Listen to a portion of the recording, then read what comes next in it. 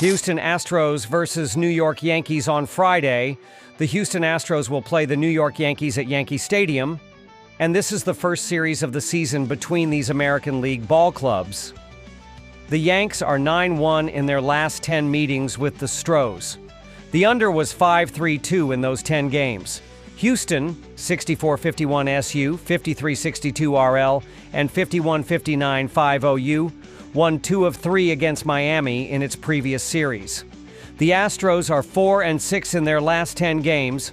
The over was 6-4. Houston will start right-hander Hunter Brown on Friday versus the Yankees. In his last appearance, the 26-year-old allowed 1 run on 4 hits with 6 strikeouts in 7 innings against Boston.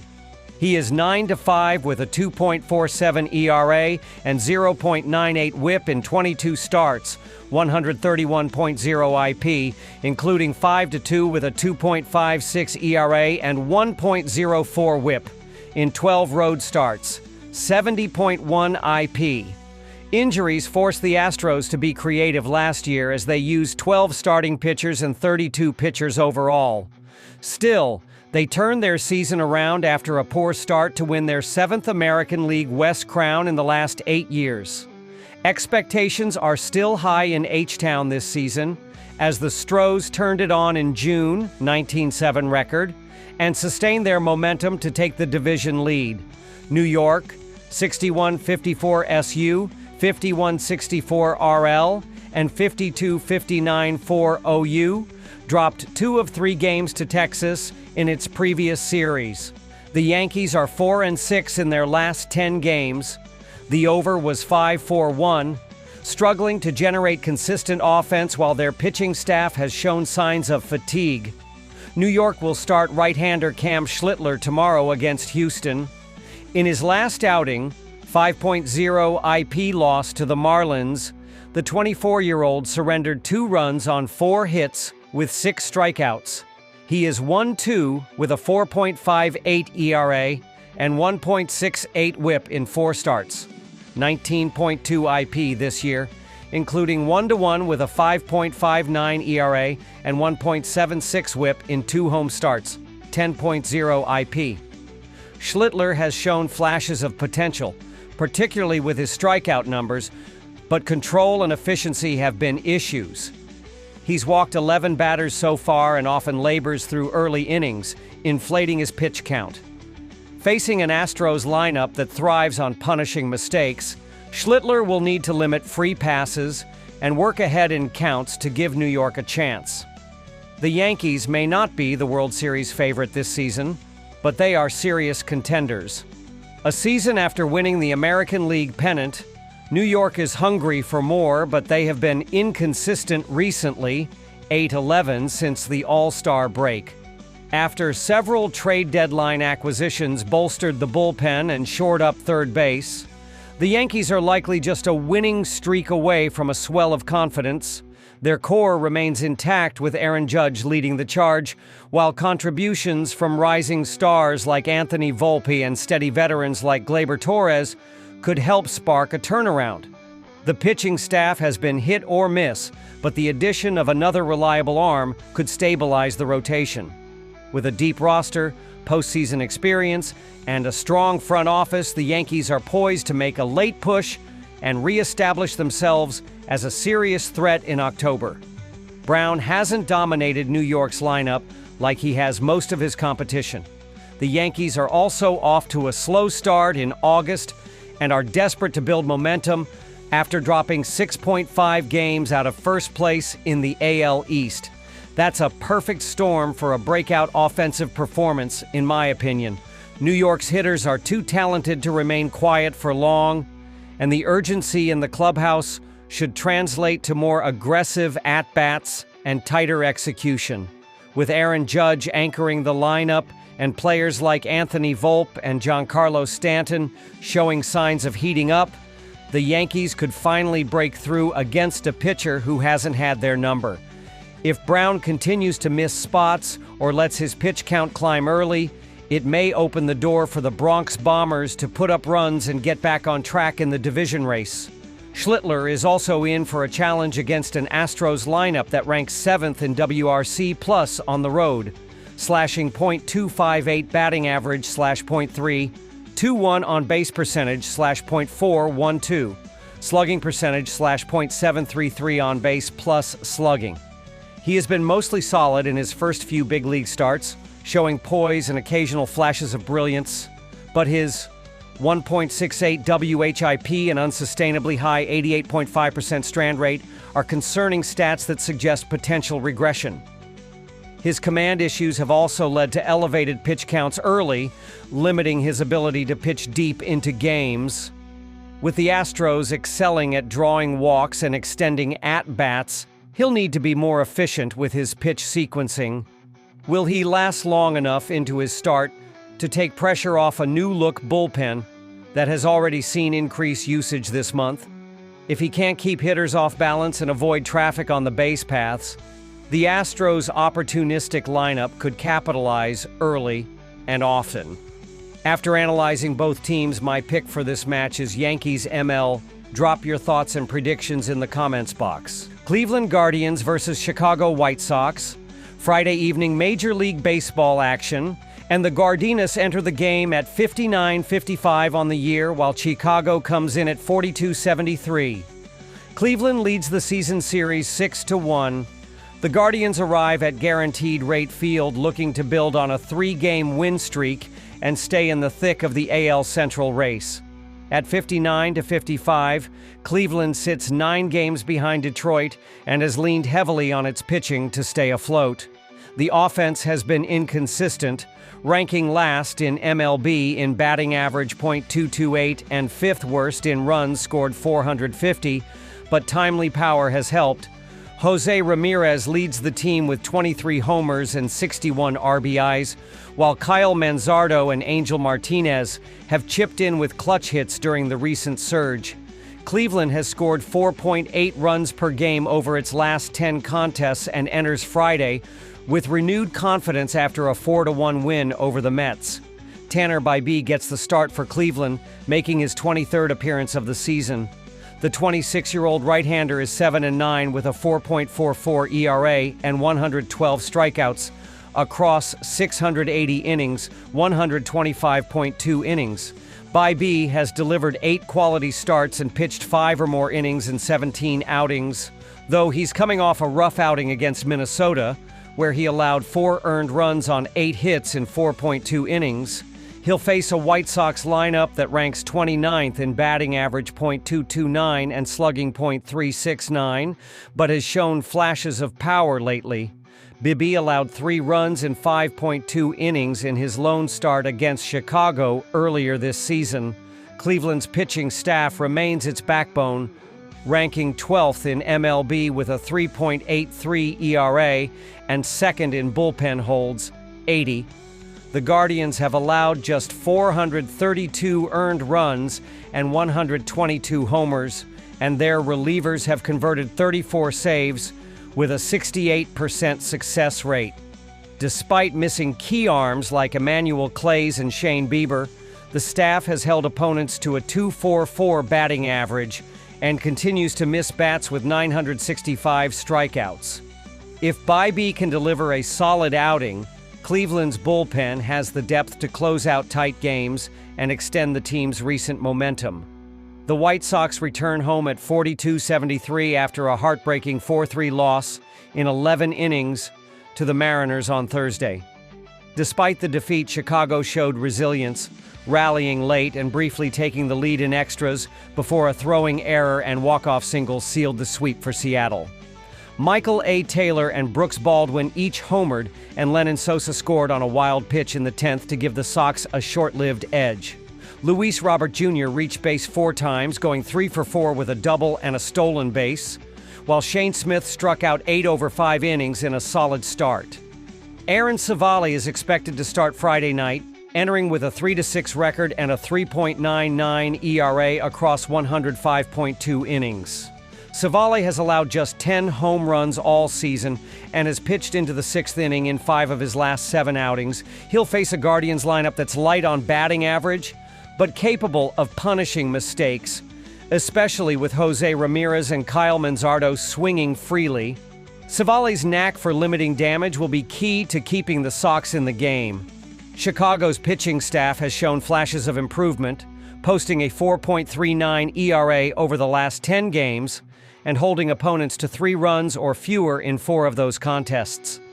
The bullpen remains a work in progress, but Jordan Leisure has emerged as reliable late-inning options. Defensively, the Sox have tightened up behind the plate and in the infield, and the team's recent energy suggests they're not mailing in the final stretch.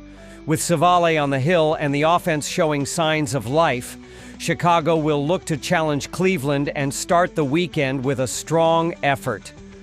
The Guardians enter Friday's matchup against the White Sox with momentum and a clear edge on the mound. Cleveland has won 7 of its last 8 games and continues to lean on its pitching staff, which ranks 11th in MLB with a 3.83 ERA. Tanner Bybee gets the start, and while his 4.44 ERA and 7-9 record aren't elite, he's delivered 8 quality starts and held opponents to a 252 batting average. Against a Chicago lineup batting just .229 and slugging .369, both bottom 3 in MLB, Bybee is well positioned to control the tempo. Cleveland's bullpen has been sharp, converting 68% of saves and ranking second with 80 holds. Offensively, the Guardians remain inconsistent, but they've shown timely power with 120 home runs and 169 doubles on the season. Jose Ramirez leads the charge with a .296 average, 23 homers, and 61 RBIs, while Kyle Manzardo and Angel Martinez have added pop in recent games. Cleveland is favored at -155 and has gone 9-3 this season when favored by that margin or more. With Chicago on a 4-game skid and Civale starting, Cleveland's pitching depth and timely hitting give them the edge in this AL Central matchup. After analyzing both teams, my pick for this match is Cleveland ML. Drop your thoughts and predictions in the comments box. The Chicago Cubs versus St. Louis Cardinals. It's a big rivalry matchup between 2 National League foes on Friday, August 8. The Cubs have the top record in the wild card race with a 66-48. They have won 4 of their last 7 games coming into this matchup. The Cardinals are 58-58, and they are at least 6 games back of a playoff spot. They have struggled recently, losing 7 of their last 11 games. The Cubs will start Matthew Boyd while the Cardinals hand the ball off to Michael McGreevy. Chicago is 66-48 overall this season. They are in second place in the National League Central Division, and they are 4 games out of the Brewers for first place. The Cubs hold the top spot in the wild card race as they are 7 games ahead of the Reds. Chicago is 30-26 when playing on the road. They have won 4 of their last 7 games. The Cubs are 4-3 against the Cardinals this year. In their last game, Chicago defeated the Reds 6-1 on Wednesday, August 6 to avoid being swept. On Friday, Matthew Boyd starts for the Cubs against the Cardinals. The left-handed pitcher is 11-4 with a 2.34 ERA in 22 starts. Boyd is coming off of a 7.0 inning performance where he allowed 0 runs and 4 hits in a 4-3 loss to the Orioles on August 2. The Cubs are 12-10 when Boyd starts this season. He has a 2.97 ERA when pitching on the road in 11 starts. The Cubs are hitting .253 this season, which ranks 8th in the league. They have scored the 2nd most runs while they rank 6th in hits. Chicago has hit the 4th most home runs, too.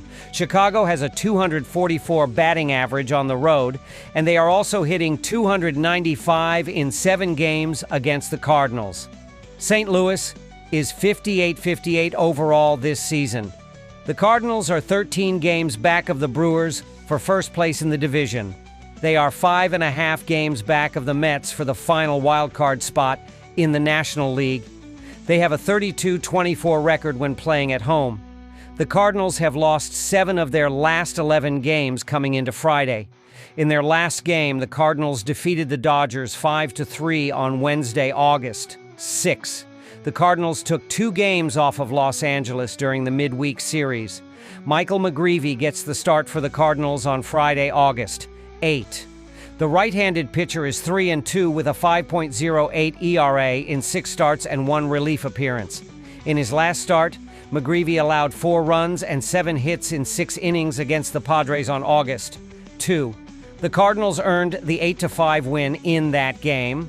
St. Louis is 5-2 when McGreevy has featured this year. He has a 6.86 ERA in 4 home appearances. The Cardinals are hitting .249 this season, which ranks 14th in the league. They rank 14th in runs hit, while they also rank 12th in hits.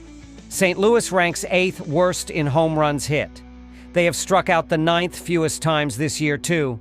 The Cardinals are hitting 256 thousandths during home games, but they are hitting .236 since the All-Star break, and they also have a .224 batting average in 7 games against the Cubs. Matthew Boyd will shut down the Cardinals' lineup in this game. His 2.97 road ERA will have the Cardinals guessing, as they've managed just a .224 batting average against the Cubs in 7 games this season. The Cardinals have hit only .236 since the All-Star break, continuing a downward trend offensively that has made it tough for them to generate momentum in close games. Boyd's command and ability to keep hitters off balance with his off-speed pitches should neutralize the heart of the Cardinals' order. The Cubs will get the win, but it won't be via a big scoring output. They are hitting just .244 on the road and have shown a tendency to play in low-scoring games away from Wrigley Field. Expect a tight contest where pitching and defense carry the day for Chicago, with a couple of timely hits making the difference late. The key to the Cubs winning on Friday will be starting pitcher Matthew Boyd. He's been great this year with a 2.97 ERA in 11 road starts. He owns a 2.34 ERA in 22 starts this year, too, consistently giving the Cubs quality innings and limiting damage early in games. The Cubs will ride the lefty's strong arm and solid hitting. They have a 295 batting average in 7 games against the Cardinals, showing they can consistently produce against St. Louis pitching. They have the best record in the National League wildcard race, too, and will look to maintain that edge with another key divisional win. The Cardinals will struggle to score runs against Boyd, as they have a 224 batting average against Chicago. In addition, the Cardinals have lost 7 of their last 11 games, and their offense has looked particularly flat in recent outings, making Friday's matchup a strong opportunity for the Cubs to extend their momentum and tighten their grip on a postseason spot. After analyzing both teams, my pick for this match is Chicago Cubs minus 1.5. Drop your thoughts and predictions in the comments box. Toronto Blue Jays versus Los Angeles Dodgers. The Toronto Blue Jays, 68-48, 63-47, 6 over-under, head to Dodger Stadium in Los Angeles, California on Friday night to face off against the Los Angeles Dodgers, 66-49, 57-55-3 OU in the interleague battle, and Toronto and Los Angeles start their 3-game regular season series. Last year, the Dodgers took 2 out of 3 against the Blue Jays at Rogers Center, outscoring Toronto 17-7 in the process. The Toronto Blue Jays just finished a 3-game road series at Coors Field in Denver, Colorado. They swept the lowly Colorado Rockies while scoring a whopping 45 runs in the process. The Blue Jays allowed just 6 runs in return, increasing their lead in the AL East to 4 games. Since the All-Star break, the Blue Jays have recorded the highest WRC plus in baseball, 156, while slashing a robust .32, 2.385, .533. Their bullpen has struggled a lot during that span, tallying a 6.24 ERA, 1.35 WHIP, and a .272 batting average against. Max Scherzer will toe the rubber at Dodger Stadium on Friday night. The 41-year-old right-hander is 2-1 with a 4.39 ERA and 1.05 WHIP in 8 starts, 41 innings pitched this season. Last Saturday, Scherzer emerged victorious in a 4-2 home win to the Royals, allowing 1 earned run on 5 hits across 6 innings, showing flashes of his vintage form despite battling through age and recent injuries. Scherzer is 5-5 with a 2.34 ERA in 16 regular season starts and 2 relief appearances against the Dodgers. The current Dodgers are 38 for 173, with 9 doubles and 9 home runs against Scherzer, who has historically pitched well against them, but has also been prone to giving up the long ball in recent meetings. The Los Angeles Dodgers just dropped a 3-game home series against the St. Louis Cardinals, sandwiching a 12-6 victory with a pair of losses, 3-2 and 5-3. The reigning World Series champions have been a hit or miss lately, going 5-5 in their last 10 games overall and 8-10 since the All-Star break. While the offense has shown flashes of dominance, inconsistency with runners in scoring position, and a few shaky bullpen outings have cost them winnable games. The starting rotation has also been uneven, with some key arms struggling to go deep into games. If the Dodgers want to maintain their position atop the NL West, they'll need to find more consistency on both sides of the ball.